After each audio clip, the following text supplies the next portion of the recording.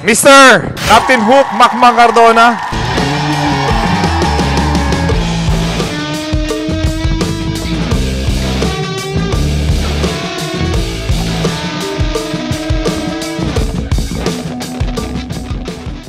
Tatanungin kita ng question. Sasagutin mo ng tama, ng walang halong panghuhusga at walang pagsisisi. Wala kang sisisihin, okay?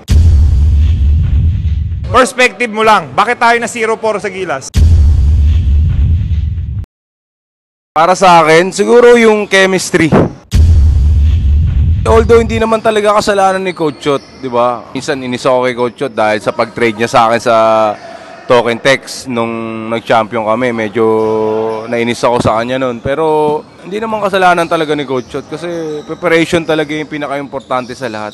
Wala talagang chemistry. Hindi kagaya nung 2014. Sila Ranidel, Pingris, di ba? Sila L.A. Tenorio, Larry Ponesher, Gary David.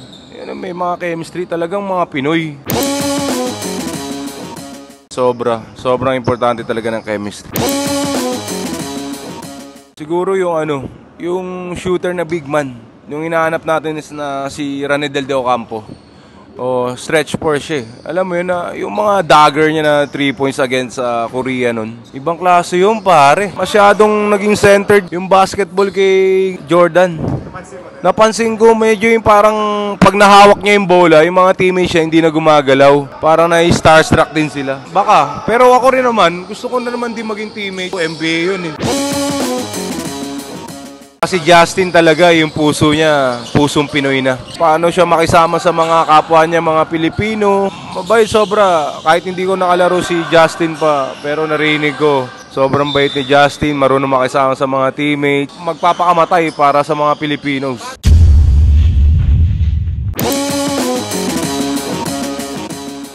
Pero dapat si Coach Tim ang coach kung ganun. O assistant si Coach Chot, pero hindi pa payag si Coach Chot ng ganun. Kahit na may mga assistant coach siya, hindi naman siya talaga masyadong nakikinig sa mga coach niya. O, iba laro ng ng Ginebra against Dragons nun. Talagang makikita mo yung pagka... Philippine team. Philippine team talaga. Kasi ang gagaling ng mga players ng Yung logic kung paano natin susuportahan. Yung Philippine Arena, napuno natin ng 53,000. Yung FIBA, 38 lang. Ganun karaming pansang talagang Ginebra. Diba? Sobra. Kaya ang sarap kalaban ng Ginebra eh. Iba, kahit na alam kong marami akong haters nung sa Ginebra, pero pagkalaban ko sila, ginaganahan talaga ako sa sobrang dami nilang fans. Isa lang naman preparation ko lagi, talagang ready lang talaga ako. Kahit sino kalaban ko, kahit ano pa, kahit sa barangay kami, di ba? Trato ko sa basketball talaga, same lang. Sobra. Kung walang basketball siguro sobra. Kung wala ako kay Boss Monching ngayon, siguro nasa mga bad habits pa rin ako ngayon. Si Boss Monching, yung dati kong kaibigan sa Palas na pag nandun ako, inaasikaso niya ako. Tropa ko siya doon, siya yung nagsiserve sa amin. Waiter siya noon. Siguro mga 2014 to. Yan yung success story na dapat hangaan talaga. Sobra, kasi pagka nakikita ko siya, inaabutan ko siya ng 500, hindi niya nakalimutan yun. So yung humingi ako ng tulong sa kanya, ako yung meron nun. Siya pa yung parang wala. So nagkabaliktad, ako yung nawalan, siya yung naging bilyonaryo. So ako yung tinulungan niya. Ang lesson doon, alam mo yun na lagi kang dapat mapagbigay. Saka lagi mo i-treat yung mga tao na pare-pareho. Hindi porket sa taas ka, yung mga tao nasa baba, parang babaliwalay mo. Yung tulong ko kay Boss Monching na yun, di ba, na turnaround ako. Ngayon, si Boss Monching ang bumubuhay sa pamilya ko, sa akin, at sa kanya ako nakatira. Mga basketball player, si KG, ako, nagtatrabaho tayo para kay Boss Monching. I love you, boss. Sasalo ko ng bala sa'yo. Promise yan. Yung mga gumago sa'yo, boss, ako na bahala doon. Turo mo lang. Tayo lahat, Oo. Napipil ko sila. Kasi may times din na parang nai-hate ko si Coach Chot eh.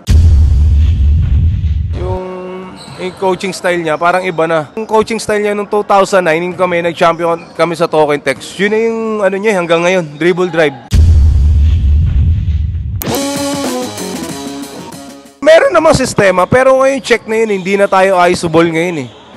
Hindi na, dati, isolation tayo lahat, yung magagaling. Pero ngayon, iba na, scouted na nila yung ganun. Si Yeng Yao, sabi ni Coach Yeng Yao, iwan na daw tayo internationally in terms of basketball knowledge. Feeling ko, hindi naman talaga iwan na iwan. Ibig sabihin parang sa coach lang siguro, coaching style lang. Kasi dapat yung mga coach mismo nagtuturo sa mga players kung ano na yung basketball level ngayon. Kasi tayo naman mga players dito, hindi naman natin alam talaga kung paano ng basketball style sa ibang bansa. So, dapat na nag-a-address nun, yung mga coach talaga. Sila yung magturo sa atin dito kung ano yung basketball ngayon. Kasi tayo, puro laro lang tayo eh. Sino ba nagtuturo sa atin? Mga coach, di ba?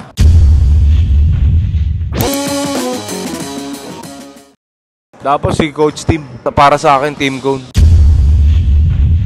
Kasi sobrang dami niya ng championship. Saka sobrang galing ni Team Cone. Lalo na sa scouting report. Ayun, ilang beses ko nakalaban niya si Team Cone. Sobrang hirap. Ilang championship na si Team Cone? Ilan na? Ang dami na. Multiple champion na. Iba-ibang teams, di ba?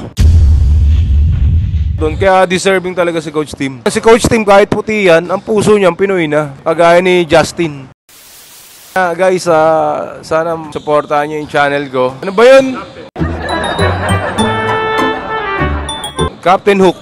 Captain Hook, yan. Maglalabas ako doon ng mga interviews ko, yung talagang nangyari sa akin, yung buhay ko. Panoorin niyo yun. Yun talaga yung maabangan nyo doon, saka yung mga trips ko kasama yung PBA Moto Club. Thankful din ako sa PBA Moto Club kasi dahil sa kanila, binago rin nila yung attitude ko.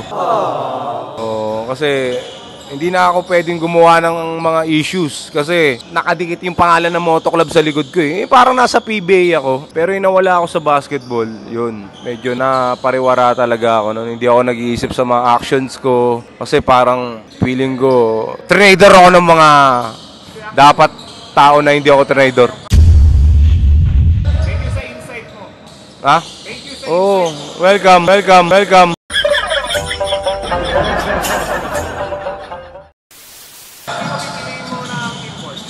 Import. Si Justin nga yung pipiliin ko. Alam ko, mas magaling kasi mas matagal na lang nakasama si Justin. Although na, syempre, history pa rin si JC. NBA yun eh. Happy pa rin kami na si JC naglaro sa atin.